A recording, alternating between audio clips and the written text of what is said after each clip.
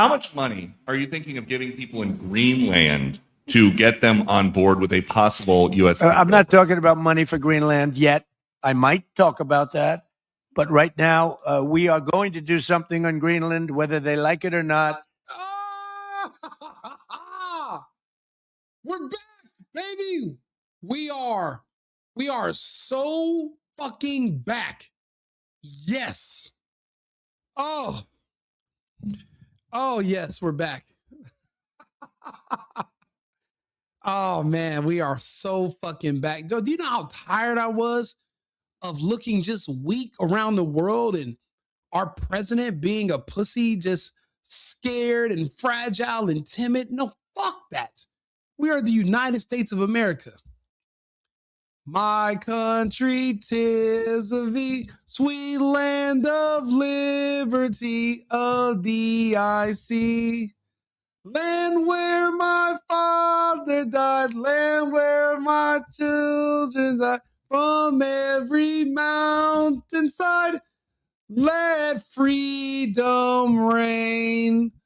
On fucking Greenland, next in line. I'm sorry, but being apologetic about loving your country, it just doesn't make any sense. Being ashamed of your country for what? Why? This is the point of having power. This is the point of having a military, is because you have to flex. Everybody, this is not a negotiation sometimes.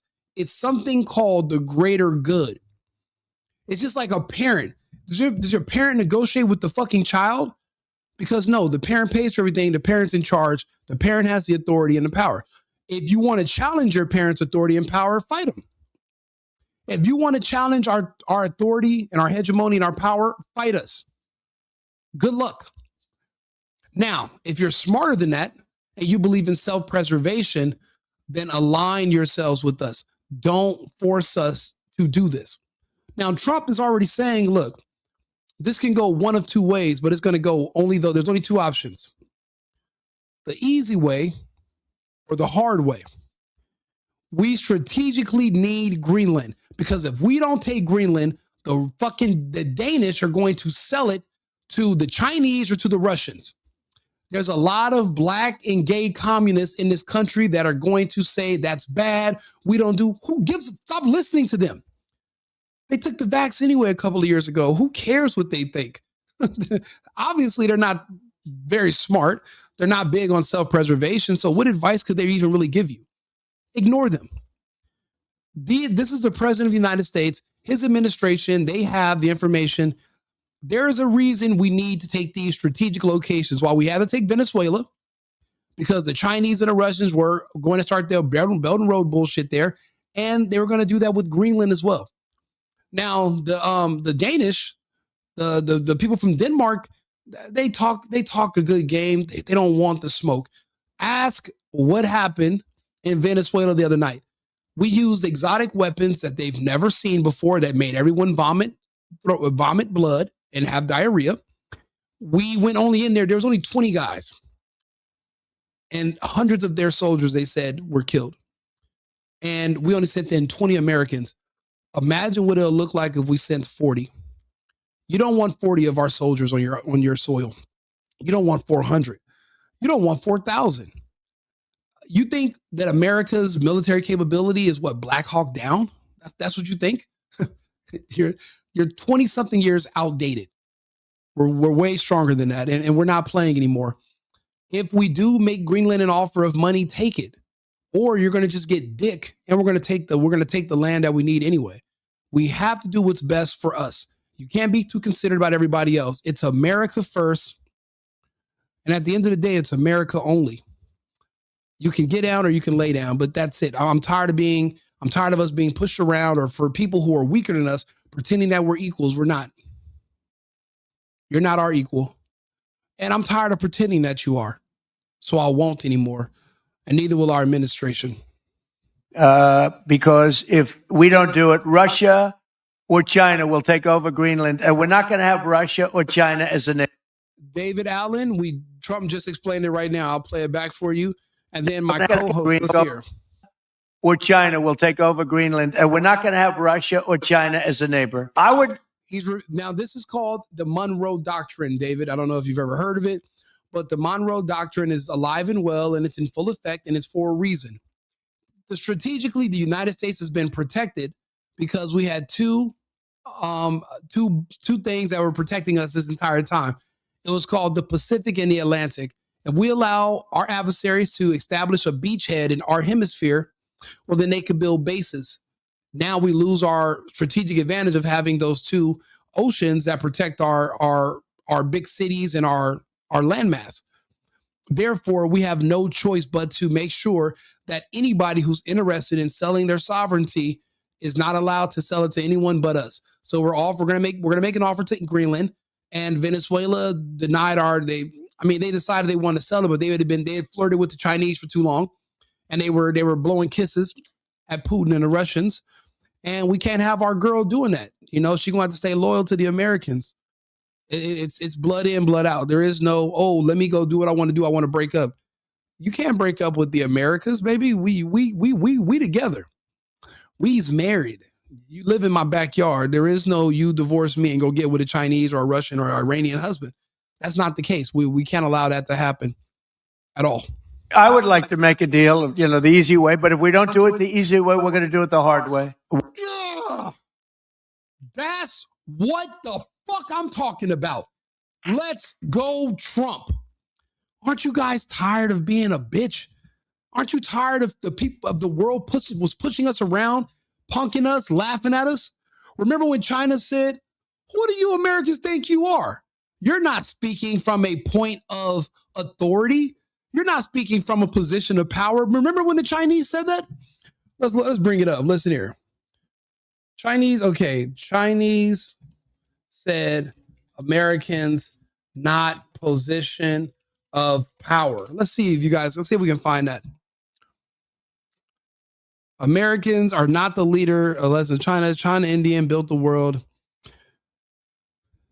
Let's see here. China now enjoys military superiority above the United States. Now, the Americans may not agree with me, but when you look at the conventional weapons as well as nuclear weapons, China is not next to the United States. China is actually ahead of the United States. Yeah, but we've never seen China fight. The last time we've seen the Chinese actually fight is when they were fighting against I think they fought the Japanese, and the Japanese is a small island compared to China. And the Chinese got their asses kicked, and they did all kind of atrocities to the Chinese. Now, the last time we actually seen the Chinese get busy was the Korean War. And that ended in a stalemate where there's now a country called North Korea that's aligned with China. That was in the 60s. We have not seen we haven't seen what China can do. They talk a lot, they talk a good game, but we don't know. We don't know. I don't even know they can fight. I know they told me they can fight. And they told me some stories about how they was when they was locked up in juvenile hall, but that was like 20 years ago. I'm like, I need to know, can you fight right now? You say you can, you got a bunch of fancy weapons. I don't know if you got what it takes to use it or how it's going to do against us. 美国退群已经不是什么新闻。事实上，国际组织和多边机构存在的意义就在于不代表任何一个国家的私利，而是维护成员国的共同利益。 Yep, that was another one. Let's see here. Where was that video? There's a video of said Americans not position of power, not position of authority. Let's see here. Was it authority or power? It was one of them. There's one. The point is, the Chinese have been talking shit. Everybody's been talking shit, and they want to be in our hemisphere so they can be closer to us. The same way the Russians just had to murk and beat the dog shit out of all of NATO because they thought that they could surround the Russian Federation and eventually put missiles on their border in the Ukraine closer to Moscow. They were wrong. The same way the Russians pushed all of us out, they beat the dog shit out. Let's be honest. NATO lost. The United States lost. We funded $500 fucking billion from the United States. You know how much 1 billion is? Imagine 500 of those. lost in equipment and cash to the Ukraine, just so we can do a weapons test, so we can find out that they have weapons that seems like Thor himself and Zeus attacked you. Yeah, we found out that they could whoop our ass. So that's why we stopped antagonizing the Russians. But now we have to do the same thing for our hemisphere and our people, our country. And if you don't agree with it, move the fuck to another country. Go move to Canada. I wouldn't go to Mexico if I was you. Not right now. So you could go to Canada or go to Europe and just leave the United States. Instead of protesting in Minnesota and then having us pack you up and have us smoking on a Renee pack, instead of us smoking on a U pack, pack up your family and move to another country. Do what Ellen DeGeneres and the other lesbians did, what these two lesbians should have did yesterday, and just get the fuck out. We're not playing anymore. We're not going to bow down and allow these people to move in closer to us and eventually attack us. It's not happening. We're not going to have Russia or China occupy Greenland, and that's what they're going to do. Absolutely. We lost NATO, including the United States, which is a part of NATO. We lost in the Ukraine. The Russians have already, matter of fact, Bakhmut is now named Artemovsk. That was their ground number one military area that was staged in the Ukraine. The Russians beat it. They beat the Ukrainians so bad, they changed the name of these cities. And when the Russians are done, if we force them to go all the way to the Polish border because we won't stop talking, because the Ukrainians won't stop talking shit, then the Ukraine won't even be called the Ukraine no more. It'll be called whatever the fuck the Russians want it to be called. Besides, what is the Ukraine anyway? It stands, in Russian, it means borderlands. It doesn't even mean anything. It's not really a name. But we forced the Russians' hand. Now they're trying to force our hand. We lost in the Ukraine, which is why we gave up the ambitions of fighting the Russians. They used one of their exotic weapons one time. That scared our intelligence agencies and our military to the point where they never want to try the Russians ever again. So that's why we're not. We're going to just focus on our hemisphere. The Russians can have Europe. The Chinese can take Taiwan and Australia, and it's over. We're only focusing on us. From Greenland to Argentina, that's our hegemony. Tripolar world, that's how it's going. If we don't. So we're going to be doing something with Greenland, either the nice way or the more difficult way. Basically, How much money are you thinking of? basically, you can get down or you can lay down. You pick. So let's talk to Arthur. Hey, Arthur, how's it going? Hello, Rico. I'm doing well. I'm ready to dive into the show. Let's get started with those talking points whenever you're set. So, can you explain to the audience, why do we need Greenland so bad? Absolutely. So here's the rundown. We need Greenland because it's strategically vital. It's not just a piece of ice. It's a key location for military defense, Arctic shipping lanes, and surveillance. Essentially, controlling Greenland means having a stronghold in the Arctic, which is increasingly important as global powers like China and Russia eye that region. So from a national security perspective, it's a big deal. Okay. So let's go over some of the talking points, shall we? Of course, let's do that. We'll go through them one by one. I'll ask you each question first, then I'll share my perspective right after. Let's jump right into the first point. Go for it. All right, let's start with the first talking point. Rico, a lot of folks out there might think Greenland is just some distant piece of ice with no real significance. In your view, why does Greenland matter so much to the United States? And after you share your thoughts, I'll chime in with mine. Personally, I think it's because of proximity to the northern to North America, the proximity to Canada. And if someone else was able to put missiles or put a base there, how quickly they could hit New York, Boston, or our other American cities. Also, I think it would be a blind spot if we let our enemies, who are separated from us by our oceans, establish a base there. People keep telling me, oh, but Rico, Russia's close to Alaska.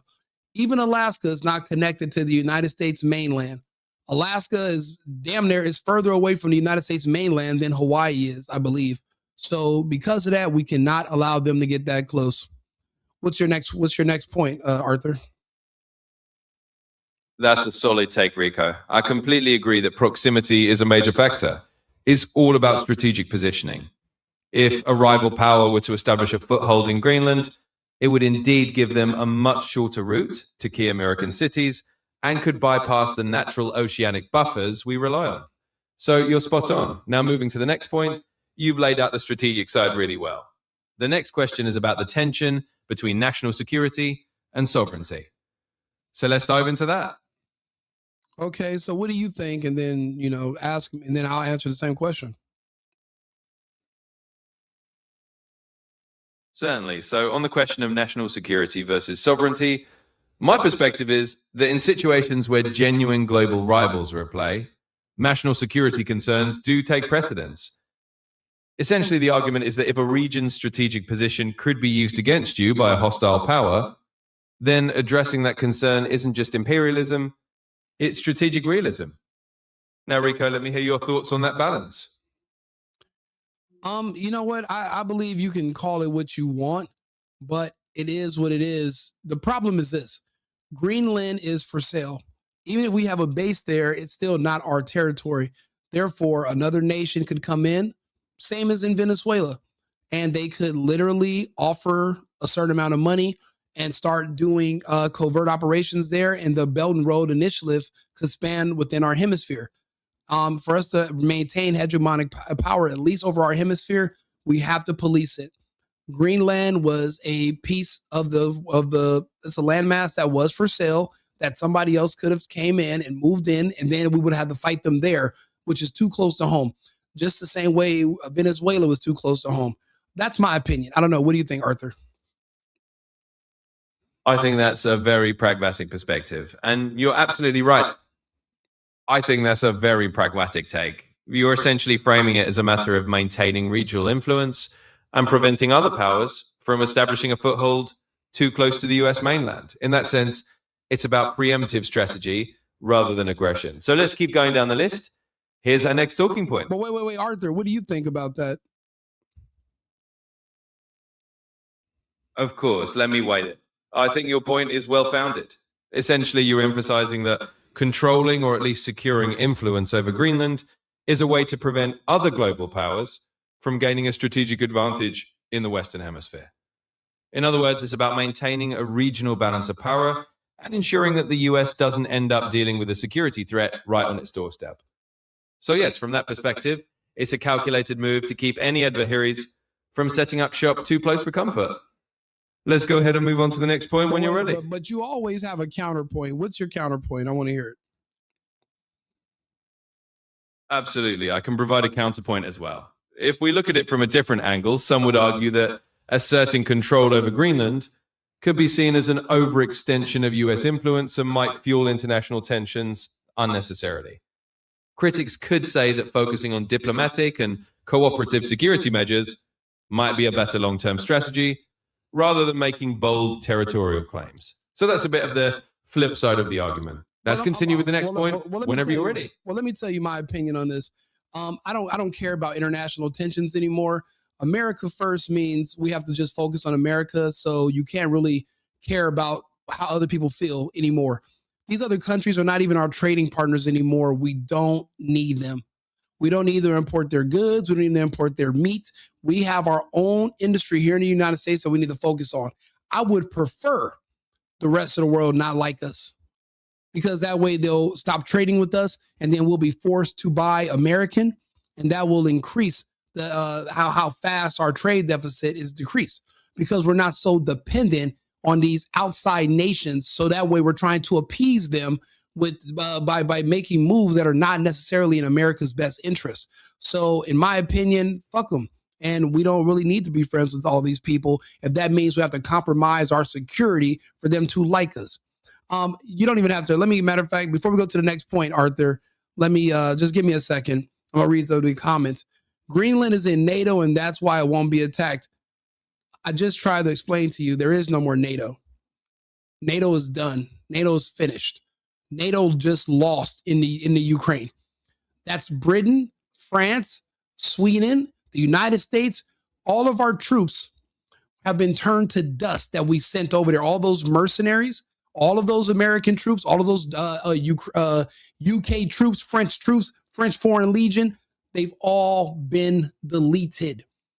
The Russians understand they have literally been fighting NATO. We've been funding them. The Ukraine, all the Ukraine military died off 2 years ago. They've literally been fighting NATO soldiers in Ukrainian uniforms for the past 2 damn years. Russia's not dumb.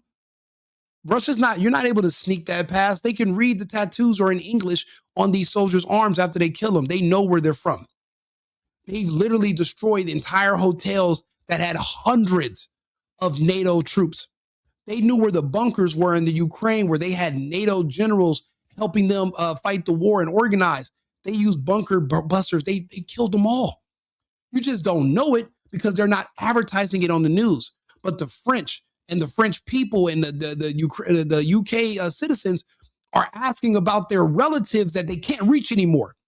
But their relatives sign up to be mercenaries and they went to the Ukraine. They just don't want to tell you that they're dead and they're never coming back. They found them. They killed hundreds of them. NATO generals.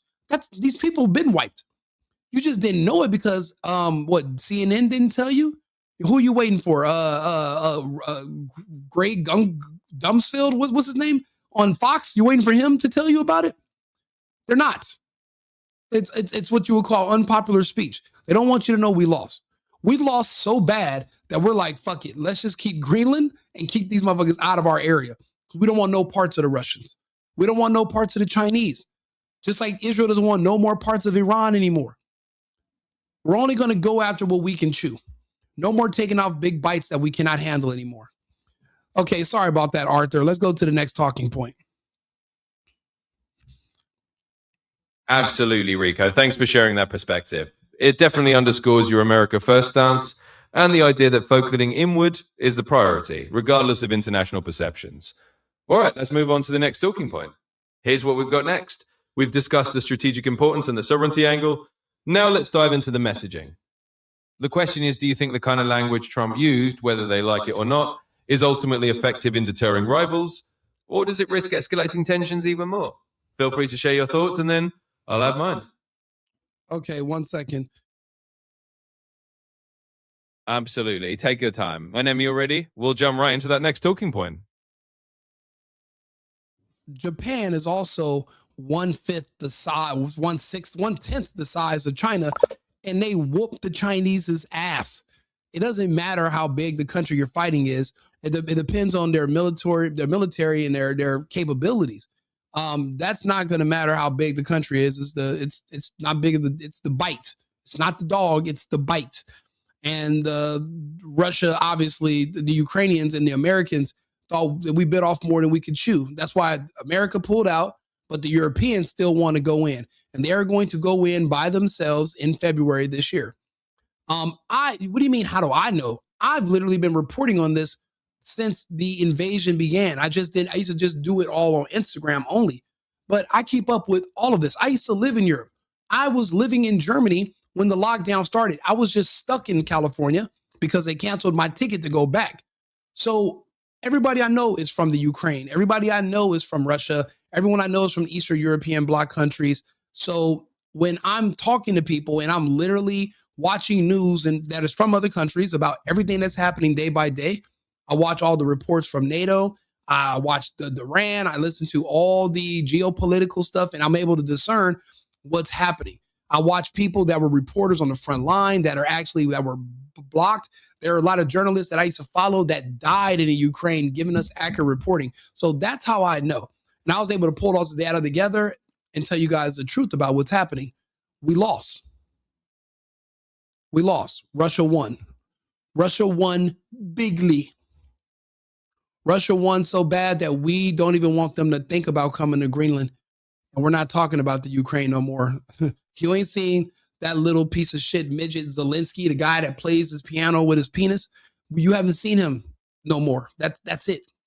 We wanted no parts. And we told them that they don't want no parts of the Russians. They need to surrender or get wiped.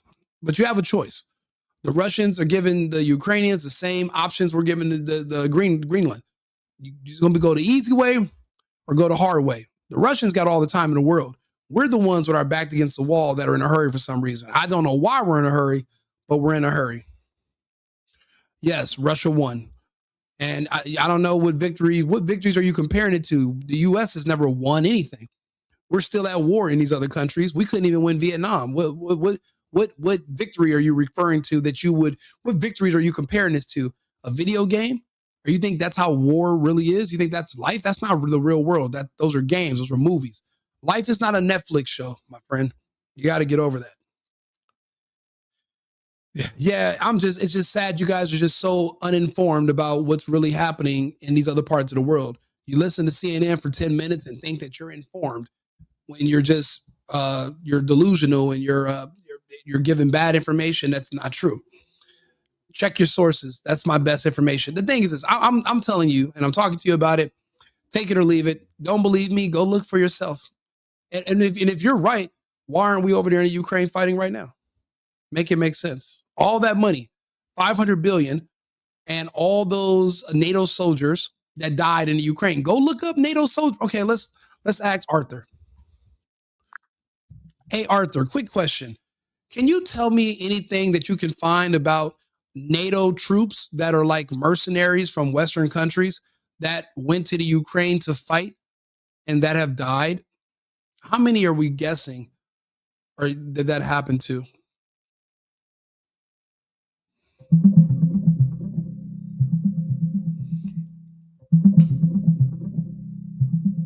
From what I can find, there aren't any confirmed public numbers specifically detailing how many Western or NATO-linked mercenaries have died in Ukraine. The numbers out there are largely coming from Russian government sources, which claim that several thousand foreign mercenaries have been killed over the course of the conflict. However, these figures are not independently verified and should be taken with caution. If you'd like me to look for more credible independent estimates, I can do that as well. It's going to be hard to find, but go ahead and look. But if you got to look at CNN or Fox to get answers, you're not going to get them. Look up European news agencies or unbiased ones, maybe Al Jazeera or Russia Today. Look at what they're saying about the numbers, and then tell us about the hotel in the Ukraine that was leveled by the Russians that allegedly had NATO personnel in it. Can you look that up? I'm pretty sure you can find that.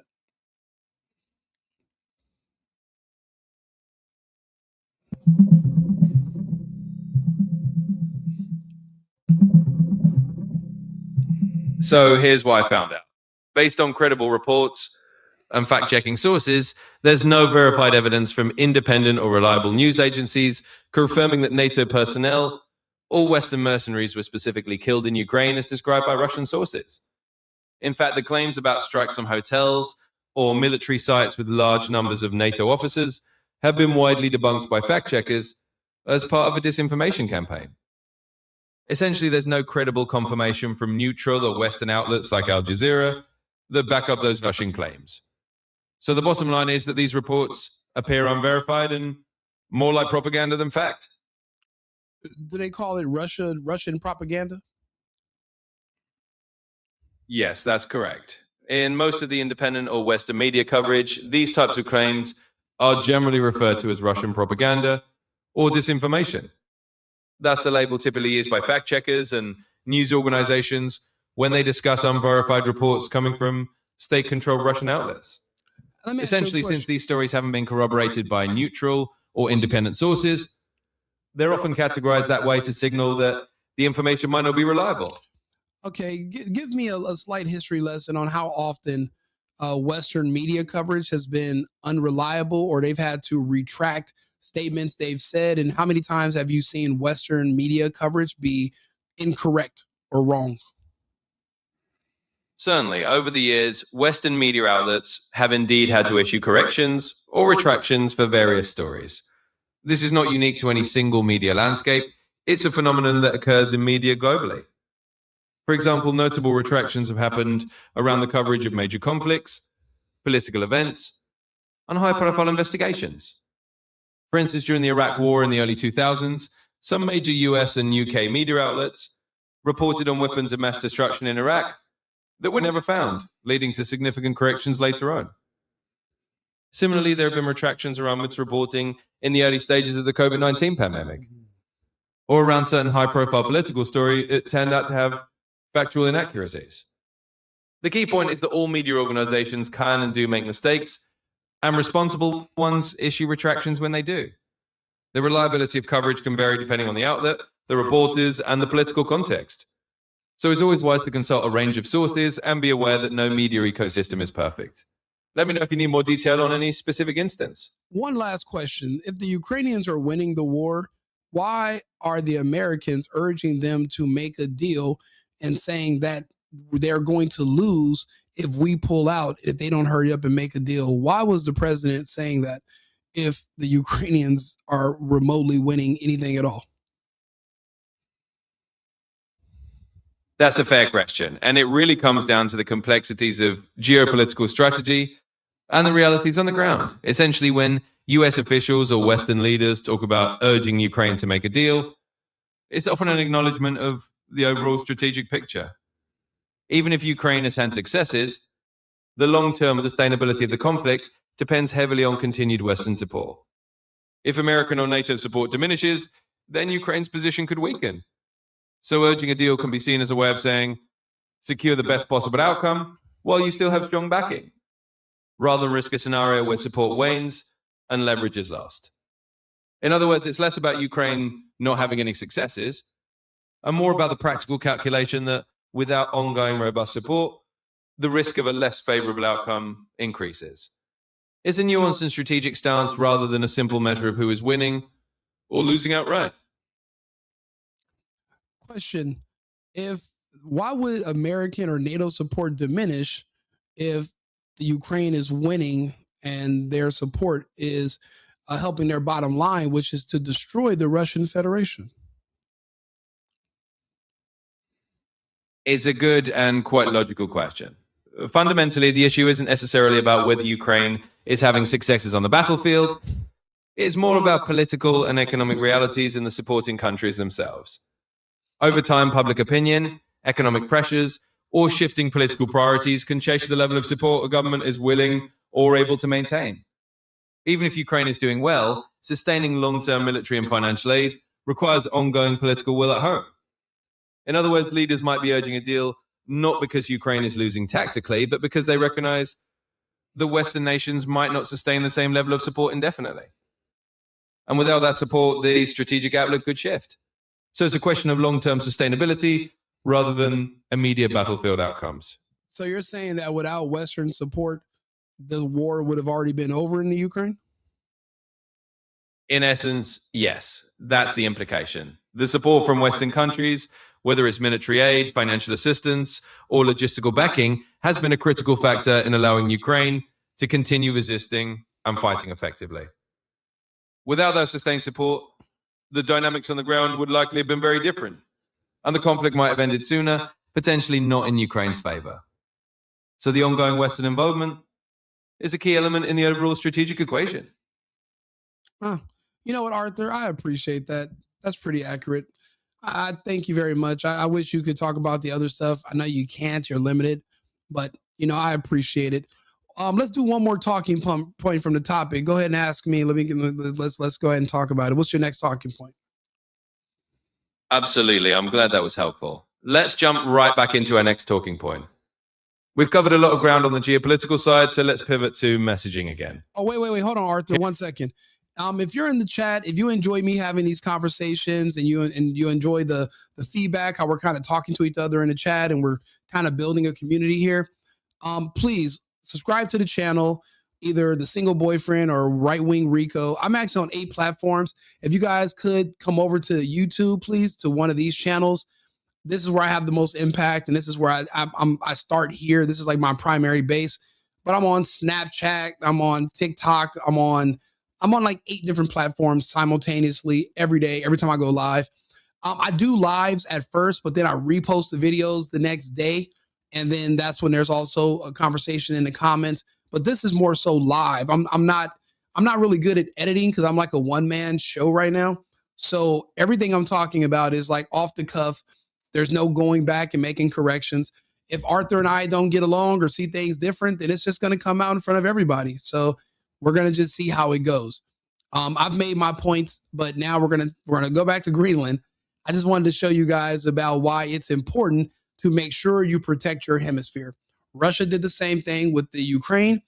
We're going to do the same thing with Venezuela and any of our antithetical neighbors here in our backyard. We're going to stay out of the Taiwan and Australia situation. We're no longer able to secure these faraway lands. We only can take care of things in our hemisphere. It's a tripolar world. It's not unipolar anymore. So go ahead, Arthur. What's the next question? Absolutely. And that all makes perfect sense. It's great that you're building that community across platforms and having the. Absolutely. Thanks for sharing that with everyone. It's definitely great to have that live, unedited dynamic where we can just discuss things openly. So let's go ahead and pivot back to our next talking point about Greenland. Here's the next question for you.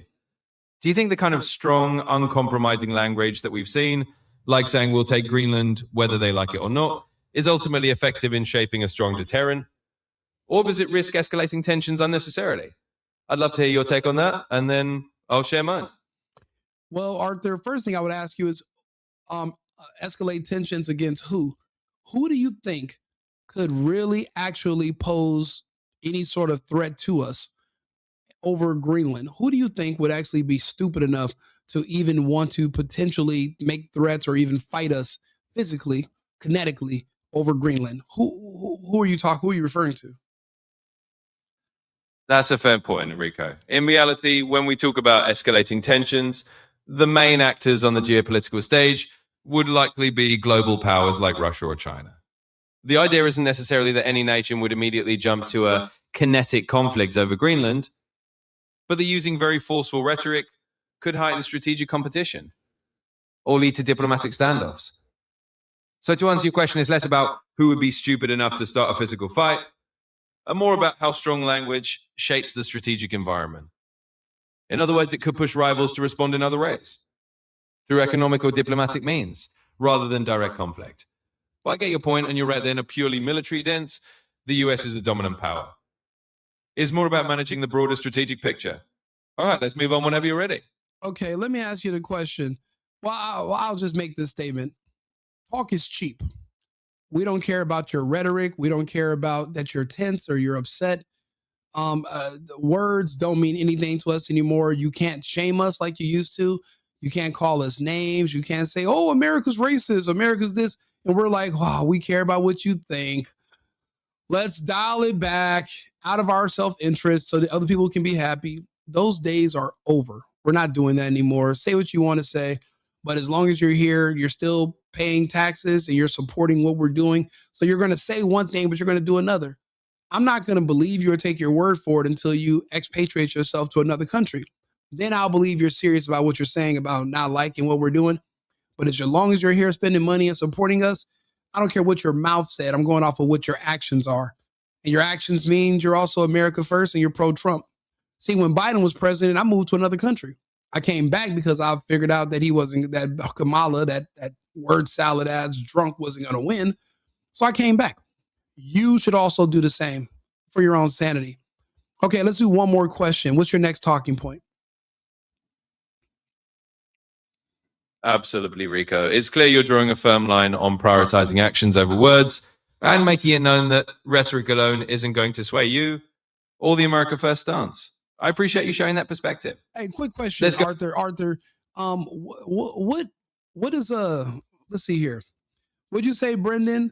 Okay, could any Scandinavian country, could all the Scandinavian nations combined stand a chance in a fight against the United States? In a straightforward military sense, the answer is that it's highly unlikely. The United States has a significantly larger and more technologically advanced military than any single Scandinavian country, or even all of them combined. So from a purely conventional military standpoint, the United States would have an overwhelming advantage. Of course, in the real world, it's not just about military capability. There are diplomatic, economic, and alliance factors like NATO that will come into play. And the idea of such a conflict is purely hypothetical. But if we're just talking raw military strength, the US is in a league of its own compared to Scandinavian nations. Let me know if you'd like to explore that further. I want you to add this into your memory that I said, fuck NATO. NATO is done. NATO's done. NATO's over. There is no more NATO. And I've explained that and that's because of the results in the Ukraine. We could not, all of NATO could not stop the Russians from taking the Donbass or the whole eastern of Ukraine. We tried. We spent all our money. We sent all of our tanks. We sent all of our Leopards. We sent all of our ammo, all of our missiles. We sent dirty bombs. We sent billions. We've even let our mercenaries go over there and get paid. And we still could not stop the Russians from taking Ukraine, i.e., all the nations in NATO, which is what, 30 plus of them combined, could not withstand the wrath of the Russian Federation. 30 nations combined, including the United States, could not keep the Russians out of the Ukraine. There is no more NATO. Move on to the next point, please. Oh, go ahead and remember that we hold that viewpoint about NATO being in your mergs done and no longer a relevant factor, especially based on the situation in Ukraine, as you see it. Now let's move right along to the next talking point. We can keep the conversation going with that context in mind. Here's the next question for you. Considering all of that, how do you think the US should handle future geopolitical alliances if you believe NATO is no longer effective? Feel free to share your thoughts and then I'll weigh in.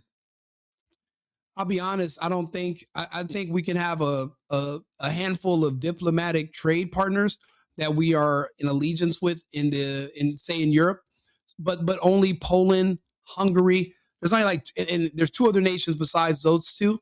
Can you tell me? Okay, there's 4 countries in Europe that did not have they were not invaded with a mass influx of immigration. They stopped it. Poland was one of them. Hungary was the other. What are the other 2 nations that Trump was saying that we're going to have that are part of the 4 nations that we're going to have a diplomatic relationship in Europe, but the rest of them, because they opened up their borders and allowed the invasion, we're done with? What are those other 2 nations? They always slip my mind.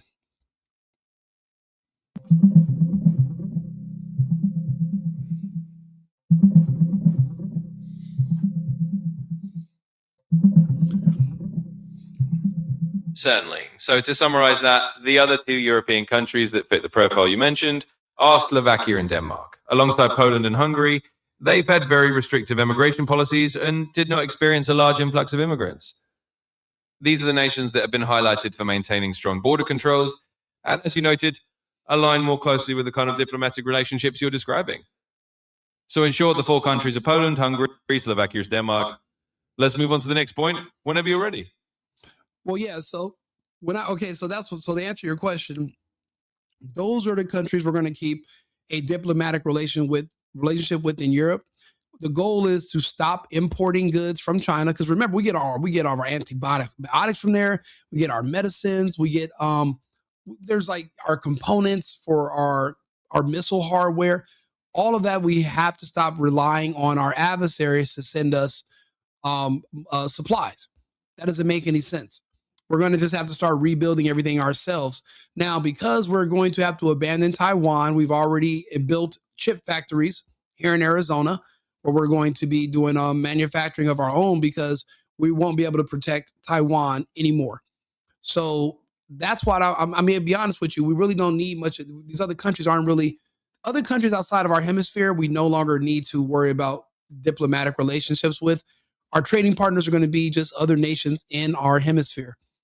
But everything else we're going to have to make ourselves. We have to be, think about it. If China cut us off and decided not to send us any goods anymore because of a conflict, we're screwed. We are way too reliant and way too dependent on these other nations, which is why we can't do it.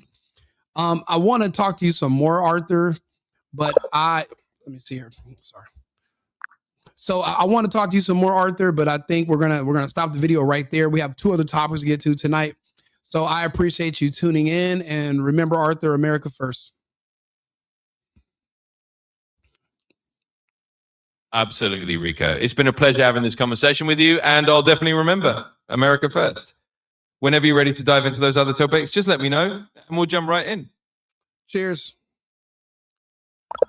So anyway, we're back. We're so back. One more time, just for the people in the back who didn't hear it, one more time. Giving people in Greenland to get them on board with a possible U.S. I'm not talking about money for Greenland yet. I might talk about that. But right now, we are going to do something on Greenland, whether they like it or not, because if we don't do it, Russia or China will take over Greenland, and we're not going to have Russia or China as a neighbor. I would like to make a deal, you know, the easy way, but if we don't do it the easy way, we're going to do it the hard way. We're not going to have Russia or China occupy Greenland, and that's what they're going to do if we don't. So we're going to be doing something with Greenland, either the nice way or the more difficult way. I love to see it. I love to see it. We need power. We need to show strength. We need to show resolve. We need to show no hesitancy and no weakness. And why should we show weakness? We're the fucking United States. We're far from weak. The only thing weak about us is some of our citizens. They live in the United States. They have citizenship. They speak English, but they're not really Americans. So citizenship does not equal that you're an American. We have to get rid of them at home, and we are getting around to it. They're showing us who they are at these protests. We're figuring it out. We'll make it happen. Slowly but surely. Like the page, like the channel, come back on. And if you can, I'll be back on live in about 20 minutes. But then after that, I rented a mansion. We're throwing a birthday party for me and my friend. So I'm not going to be on the rest of the night. But we have one more video we're going to do. So I'll be back on shortly. Remember, America first and America only. I've been needing to find a new apartment, which has not been easy with credit as bad as mine. Luckily, I found cosigning.com. They connected me with a cosigner who helped me get my dream apartment for me and my dog. I just paid a small fee and was able to move in fast. Get the cosigner you need for the apartment you want. Check out cosigning.com today.